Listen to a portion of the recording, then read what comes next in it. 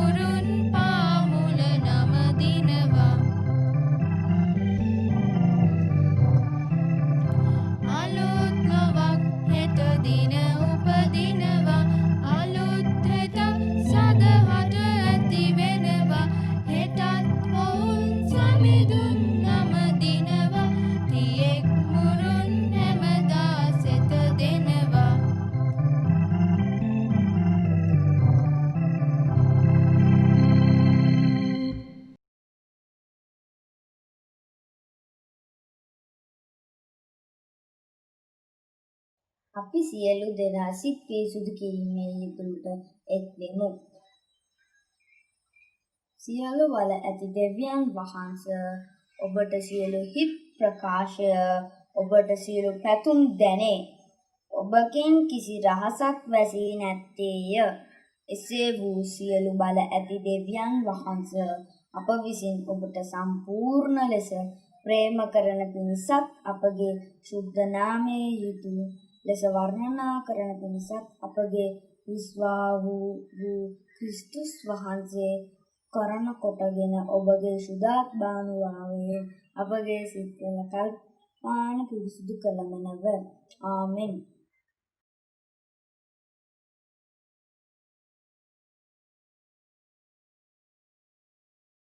අපි සියලු දෙනා සිතින් වචනයෙන් ක්‍රියාවෙන් කළා වූ පව් ගැන මෙනෙහි කරමු. ඒලේ ගැලුවේ මානිසයි ඒකය බිඳුනේ මානිසයි දෙව් පුත් බැරුනේ මානිසයි අද මා මිදුනේ ජේසුස් නිසයි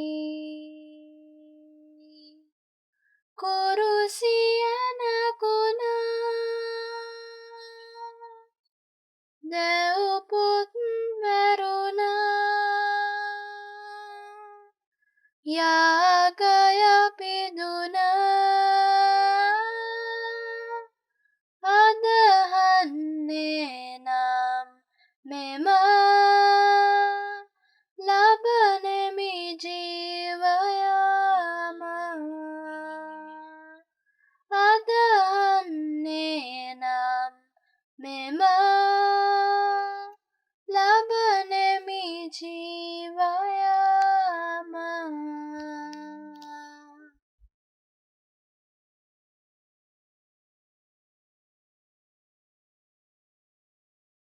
අනුග්‍රහයෙන් සහ කරුණාවෙන් පූර්ණ දෙවින්දානු ඔබට සමාව දානය කර සියලු පවින් ඔබ මුදා නව ජීවිතයකට කාලයද ශුද්ධාත්මයන්ගේ අනුග්‍රහය සහ සනසිල්ලද ඔබ වෙත දානය කරන සේක්වා.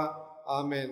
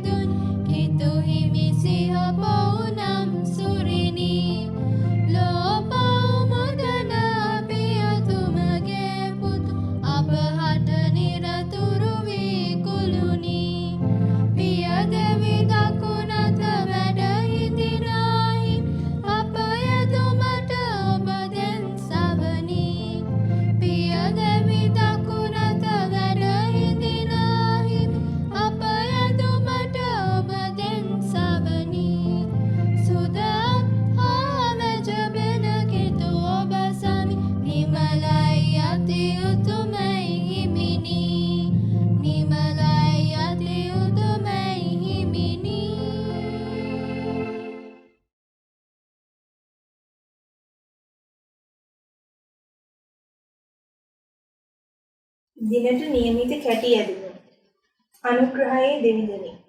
ලොවට ප්‍රකාශ වූ ඔබගේ පුතුණුවන්ගේ මැදහත් වීම තුලින් ඔබ වහන්සේ අපව නව ගිවිසුමකට කැඳවූසේක. එබැවින් ඇදහිල්ලෙන් ඔබ වෙත ළඟා වෙන්නටත් ඔබ සමග නිත්‍ය ගිවිසුමකින් එක්වන්නටත් අපට අනුග්‍රහය දානය කරන මෙන් අප ස්වාමීන් වහන්සේ ජේසුස් ක්‍රිස්තුස් තුමන් මගින් අපි අයද සිටිමු. ආමෙන්.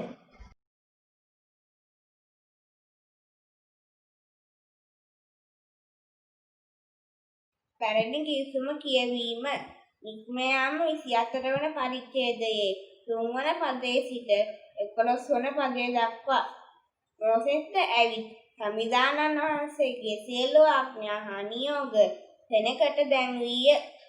සියලු සෙනගද එක හඬින් උත්තර දෙමින් සමිදානන් වහන්සේගේ ආඥා සියල්ලම අපි ඉටු කරන්නෙමුයි කීහ.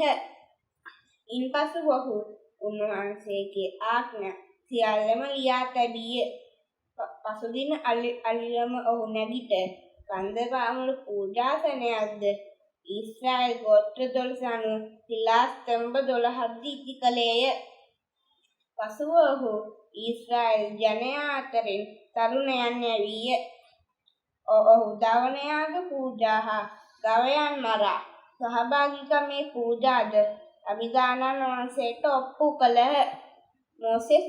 මෝසෙස් සතුන්ගේ ලේයින් දෙකෙන් කොටසක්ගෙන ඒ බඳුන් වල දැමීය. ලේයින් අඩක් පූජාසනය මත ඉස්සේය. පසුව ඔහු ඊසුම් පොත රැගෙන සෙනගට අසන ලෙසය කියවීය. ඔහුද පිළිතුරු දෙමින් සමිදානන් වහන්සේ වදාළ සියල්ල අපි ඉටු කරන්නෙමුයි කීහ. එවිට මෝසෙස් ලේ රැගෙන සෙනග මත ඉසිමින් මේ වනාහි සමිදානන් වහන්සේ මේ සියලු ආඥා ඔබට දෙමින් ඔබ සමග කළ ගිවිසුම ස්ථිර කරන ලේයයි පැවසීය. මෝසෙස් ආරොන් නාදාබ් අබිහුද ඊශ්‍රායල් වරුන් අතර මූලිකයන්ගෙන් 70 දෙනෙක්ද කන්දට නැග ඊශ්‍රායල් වරුන්ගේ දෙවියන් වහන්සේ දර්ශනය කළහ.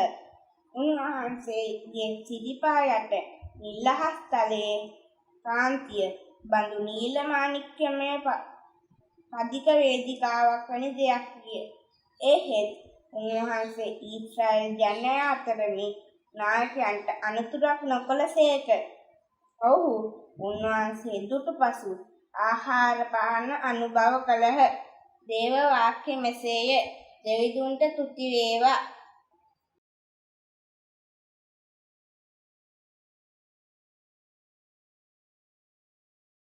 නව ගිවිසුම කියවීම. පාවුල්තුමා විසින් රෝම වාසීන්ට ලියන ලද යවුම් පත්‍රයේ 12 වන පරිච්ඡේදයේ පළමු පදයේ සිට දෙවන පදය දක්වා. සහෝදරයනි, දෙවියන් වහන්සේ හිමවත් දයාවක් පෙන් වූ බැවින් ඔබගේ ශරීර දෙවියන් වහන්සේට කැප කළ උන්වහන්සේ ප්‍රසන්න වූ ජීවමාන යාගයක් කොට ඔප්පු කරන මෙන් ඔබගේ උදක්ම ඉල්ලමි සැබෑ බුද්ධිමය නමස්කාරය එය වේ. ඔබගේ ලෝක විවහාරය අනුව හැඩ නොගැසී සිත අලුත් කර ගැනීමෙන් වෙනස් අය වෙන්න. එවිට දෙවියන් වහන්සේගේ කැමැත්ත එනම් යහපත් වූ පිළිගත යුතු වූ සම්පූර්ණ වූ දේ කුමක්ද කියා ඔබට තේරුම් ගත හැකිය. දේව වාක්‍ය මෙසේය. දෙවිඳුන්ට තුති වේවා. ආමෙන්.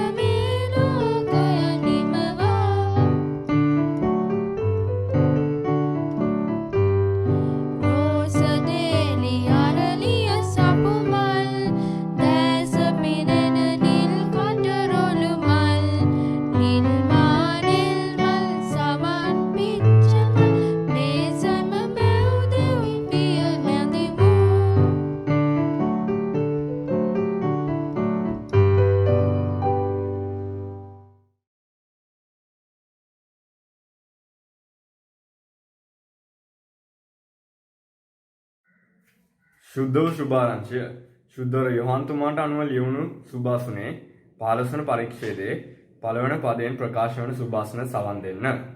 සම්දුනිය ඔබහට වේ බල පැරකුම්. මම සැබෑ වූ මිදිවැලය. මාගේ පියාණන් වහන්සේ ගොවියාය. මා තුලේ තිබී පළ නොදරන සියලු අතු උන්වහන්සේ පහ කරනසේක. පළ දරන සියලු අතු වඩා පළ දරන පිණිස උන්වහන්සේ පවිත්‍ර කරනසේක. මා විසින් නුඹලාට කී වචනය කරන කොටගෙන නුඹලා දැන් පවිත්‍ර වේ. මා තුල පැවතියල්ලා මමත් නුඹලා තුල පවතින්නෙමි. අත්ත මිදිවැලේ නොපවතී නම් තනියම පළ දරන්නට බැරුවක් මෙන් නුඹලා මා තුලේ නොපවති වූ නම් පළ දරන්නට නුඹලාට බැරිය. මිදිවැල මමය නුඹලා අතුය.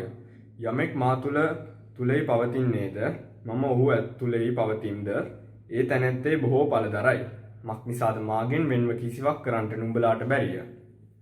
යමෙක් මා තුලේ නොපවතී නම් ඔහු අත්තක් මෙන් පිටත දමනු ලැබ වියලී යයි. ඒවා එක්කොට ගින්නට දමනු ලැබේ. ඒවා දාලා යන්නෝය. නුඹලා මා තුලේ පවතින්නෝ නම් මාගේ වචනය නුඹලා තුලේ පවතී නම් නුඹලා කැමති දෙයක් ඉල්ලා පල්ලා. එවිට නුඹලාට ලැබේ. මාගේ පියාණන් වහන්සේට ගෞරව ලැබෙන්නේ නුඹලා විසින් බොහෝ පළ දැරීමෙන්ය. මෙසේ නුඹලා මාගේ ගෝලයෝ වන්නෝය. පියාණන් වහන්සේ මට ප්‍රේම කළාක් මෙන් මමත් නුඹලාට ප්‍රේම කළෙමි. මාගේ ප්‍රේමයේ පැවතියල්ලා. මම මාගේ පියාණන් වහන්සේගේ ආඥා ආරක්ෂා කොට උන්වහන්සේ ප්‍රේමයේ යම්සේ පවතිම්ද එසේම නුඹලාත් මාගේ ආඥා ආරක්ෂා කරනෝය. මාගේ ප්‍රේමයේ පවතින්නෝය. කිතු සම්දුන්ගේ සුභාසන මෙසේය. කිතු හිමි අනිහිමි වේ බල පැරකුම්.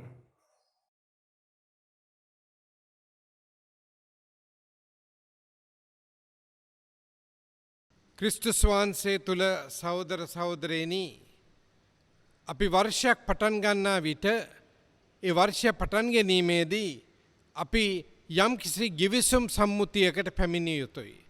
මේ ගිවිසුම් සම්මුතිය ඇදහිලිවන්තයා සහ දෙවිපියාණන් අතර තිබෙන්නා වූ ගිවිසුම් සම්මුතියක්. මේ නිසා අද දවසේදී විශේෂයෙන් අද ඉරිදා අපි කියන්නේ ගිවිසු සම්මුති ඉරිදා කියලා. මේ නිසා අපිට දකින්න තිබෙනවා පරණ ගිවිසුම තුළ දෙවියන් වහන්සේ තම ජනතාවට මේ ගිවිසුම් සම්මුතියකට ඇතුළත් කර ගැනීමේ ක්‍රමවේදයක්. මේ නිසා දෙවියන් වහන්සේත් එම දෙවියන් වහන්සේගේ ජනතාවත් මේ ගිවිසුම් සම්මුතියකට ඇතුල් වුණා. අපි දන්නවා පළවෙනි ගිවිසුම් සම්මුතිය තමයි ආබ්‍රාම් සමග ඇති කරගත්තා වූ ගිවිසුම් සම්මුතිය. එනම් ආබ්‍රාම්ට දෙවියන් වහන්සේ කතා කරලා ඔහු සිටින්නා වූ ස්ථානයේ නැත් වෙලා තමාගේ ගමෙන් නැත් වෙලා තමාගේ නිවසෙන් නැත් වෙලා දෙවියන් වහන්සේ පෙන්වන්නා වූ දේශයට යන්න කියලා ඔහුට නියම කරා. ඒ අවස්ථාවේදී ඔහු කිව්වේ නෑ නම් මම උපදුන දවසේ ඉඳලා මේ ස්ථානයේ සිටියේ මට දැන් මේ ස්ථානෙන් යන්න බෑ කියලා ඒ කිසි කතාවක් කරේ නෑ. නමුත් ආබ්‍රහම්තුමා දෙවියන් වහන්සේට එකඟ වෙලා දෙවියන් වහන්සේට කීකරු වෙලා ඒ අවස්ථාවේදී ඒ ස්ථානෙන් ඉවත් වී ගියා. අපිට දකින්න තිබෙනවා ඒ දෙවියන් වහන්සේට කීකරු වෙලා ආබ්‍රහම් මේ අවස්ථාවේදී යන අතරේදී විශේෂයෙන් දකින්න දෙයක් තමයි ආබ්‍රහම්ට යන්නා වූ ගමන තුල අපිට මෙතන දකින්න තිබෙනවා දෙවියන් වහන්සේ යම් පොරොන්දු දෙනවා. ඔබ මේ දේ කරන නිසා මේ ගිවිසුම් සම්මුතියකට මා සමගෙන නිසා ඊට විශේෂයෙන් ආශිර්වාදයක් හැටියට මම ඔබට යම් යම් දේවල් ලබා දෙනවා කියලා. උත්පත්ති පොතේ 12 වන පරිච්ඡේදයේ 2 වෙනි සහ 3 වන පද. මේකෙන් අපිට දකින්න තිබෙනවා දෙවියන් වහන්සේ ආබ්‍රහම්ට කතා කරලා කියනවා ඔබගේ වංශය විශාල වංශයක් මම කරනවා කියලා. ඒ වගේම ඔබ අනිත් අයට විශාල ආශිර්වාදයක් වෙනවා කියලා. ඒ වගේම ඔබට ආශිර්වාද කරන්නා වූ අයට මම ආශිර්වාද කරනවා. ඔබට ශාප කරන්නා වූ අයට මම ශාප කරනවා කියන්නා වූ ඒ පොරොන්දුවක් ආබ්‍රහම්ට දෙනවා. මේ සමහර වේලාවට මේ වගේ පොරොන්දුවක් දීම නිසා ආබ්‍රහම් මේ අවස්ථාවේදී කීකරු වෙලා ඒ කෙලින්ම ඇදහිලිවන්තකමින් ඔහුට පුළුවන් වුණා දෙවියන් වහන්සේගේ මේ සම්මුතියට ඇතුල් වෙන්න.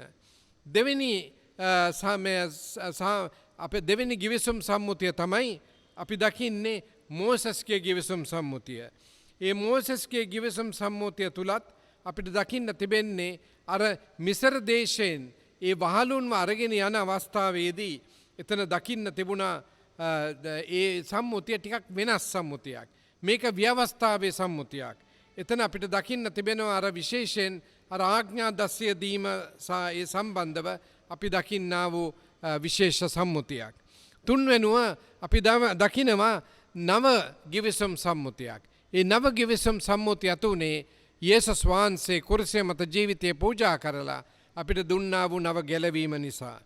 විශේෂයෙන් අපි දකින්න තිබෙනවා යෙරමියා අනාගත වක්තෘ සහ එසකියල් කියන්න අනාගත වක්තෘවරුන් ඒ විශේෂයෙන් මේ නව ගිවිසුමේ කොටස්කාරයන් බව අපිට දකින්න තිබෙනව සත්‍යතාවයක්.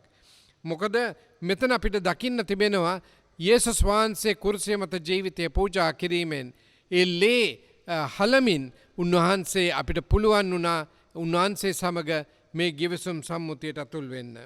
මේ ගිවිසුම් සම්මුතිය සෑම විටම අපෝ ශක්තිමත් කරනවා විතරක් නෙමෙයි අපිට දෙන්නා වූ අනුග්‍රහය ආශිර්වාදය නොමිලේ දෙන්නා වූ අනුග්‍රහයක් හැටියටයි අපි සලකන්නේ.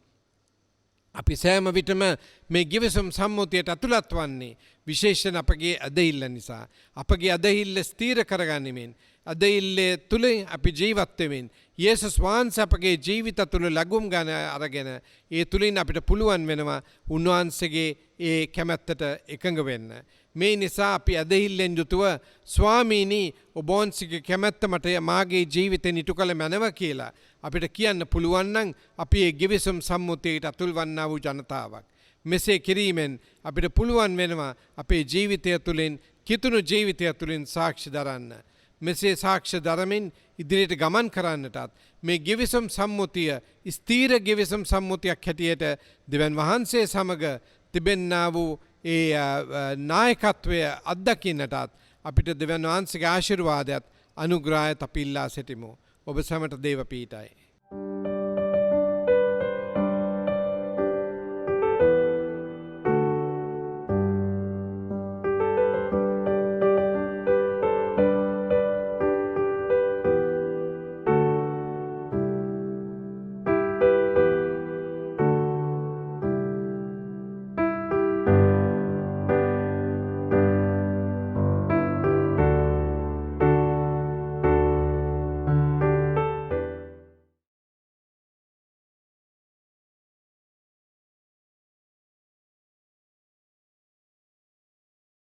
අපි සියලු දෙනා විශ්වාස ප්‍රකාශයට එක්වෙමු.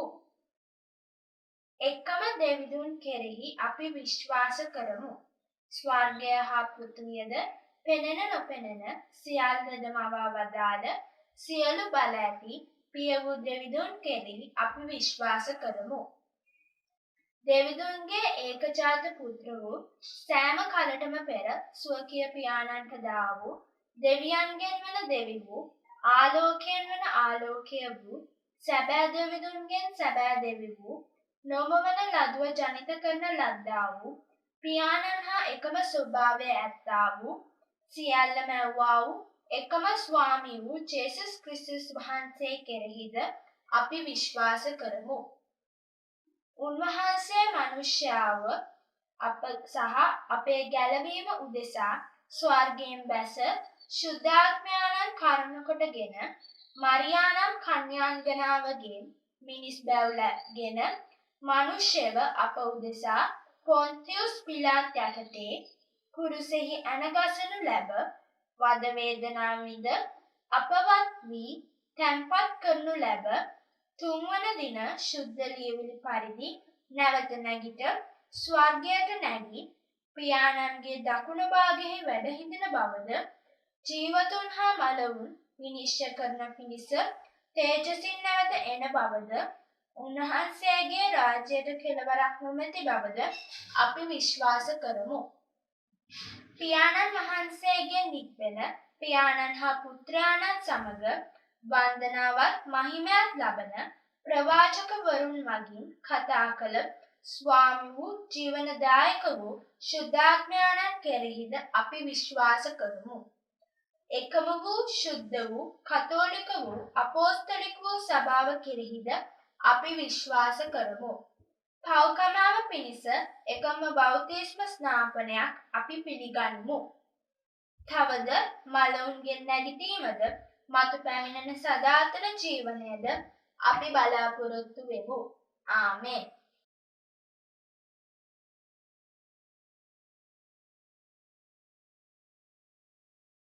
අප සියලු දෙනා මැදහත් යදුම් කාලයකට ඇතුළත් වෙමු. මුළු ලෝකෙම මවා පාලනය කරන්නා වූ ජීවමාන දෙවියන් වහන්ස, ඔබ වහන්සේව නමස්කාර කිරීමට දුන්නා වූ මේ ලස්සන උදෑසනට ඔබ වහන්සේට ස්තුති වන අතර, ඔබගේ දරුවන් වන ඔබ වෙතට ගෙන එන මේ කන්නලව් බාර ගන්නා මෙන් අප දෙවිඳුන් යදිමු. සමිඳුනි කරුණා කළ මැනව. ඔබගේ දරුවන් වන අපහට ඔබ වහන්සේ ගැන කියා දෙන්නට ඔබ වහන්සේ විසින් තෝරා කැඳවා ඇති අති උතුම් ජස්ටින් වෙල්බී අගරද ගුරුතුමන්ද, අති ගෞරවනීය දුෂාන්ත රද්රිගු කොළඹ රදගුරුතුමන්ද, අති ගෞරවනීය කිත්සිරි ප්‍රනාන්දු කුරුණෑගල රදගුරුතුමන්ද, අප පළාත භාර වන්දනීය ක්‍රිෂාන්ත මැන්දිස් පියතුමාද, ගරු ශ්‍රීසාර මොහොට්ටිත් පියතුමන් හා ගරු සුරේෂ් බණ්ඩාර නායක පියතුමන්ද, ඔවුන්ගේ පවුල්වල සියලු සමාජිකයන්ද, අප ඉරුදින පාසලේ ගුරුවරුන්ද, සියලු දේව සේවක සේවකාවන්ද, ඔවුන්ගේ පවුල්වල සැමද වෙනුවෙන් අප දෙවිඳුන් යදිමු. සමිඳුනි කරුණා කළ මැනව. අප රට සහ එහි නායකයන් ඔබ වහන්සේගේ දෑතට බාර කරමු. ස්වාමිනි, අප රට තුළ සහ මෙම ලෝකය තුළ පැතිර යන්නා වූ මෙම කොරෝනා වෛරසය ඔබගේ නාමයෙන් මෙලොවින් තුරන් කරන මෙන් අප අයදිමු. රෝගීව පීඩා විඳින සියලු දෙනාද, ඔවුන්ගේ පවුල්ද, වෛද්‍ය සේවයේ නිරත වන සියලු දෙනාද, ත්‍රිවිධ හමුදාව සහ පොලිසිය සියලු දෙනාද ඔබගේ රැකවරණයට අප බාර කරමු. අප නායකයන් හා සියලු ජනතා සේවකයන්ද ඔබ වහන්සේට බාර කරමු. ඔවුන්ට තමන්ගේ රාජකාරිය අවංකව කිරීමට වරම් දෙන මෙන් අප දෙවිඳුන් යදිමු. සමිඳුනි කරුණා කළ මැනව. මෙම ලැබුවා වූ නව වසර ඔබ වහන්සේගේ ආශිර්වාද වලින් පිරුණු වසරක් වන්නට අපි ඔබගෙන් අයදී සිටින අතර, මෙම සතිය තුළ උපන්දින සමරන්නා වූ සියලු දෙනාද, විවාහ සංවත්සර සමරන්නා වූ සියලු දෙනාද, සියලු කිතු බැතිමුතුන්ද උදෙසාද ඔබගේ ආශිර්වාදය, සුවය, රැකවරණය හා මඟ පෙන්වීම ඉල්ලා අපි දෙවිඳුන් යදිමු. සමිඳුනි කරුණා කළ මැනව. පියාණෙනි, ඔබගේ රාජ්‍යීමේ කාලය ඉක්මන් කළ මැනව. ශුද්ධාත්මයාණන්ගේ සදාකාලික සමගිකමෙන් එකසේ ප්‍රාණවත් කරනා ලැබූ අපද, ඔබගේ සියලු දාසදාසීන්ද අප එක්ව මැදහත්කාර ජේසුස් ක්‍රිස්තුස් වහන්සේ තේජෝ මහිමයෙන් යුක්තව නැවත ඊමේදී එතුමන් දකින පිණිස අප වරදුන මැනව. ආමේන්. ජේසුස් ස්වාමින් වහන්ස වැඩිය මැනව.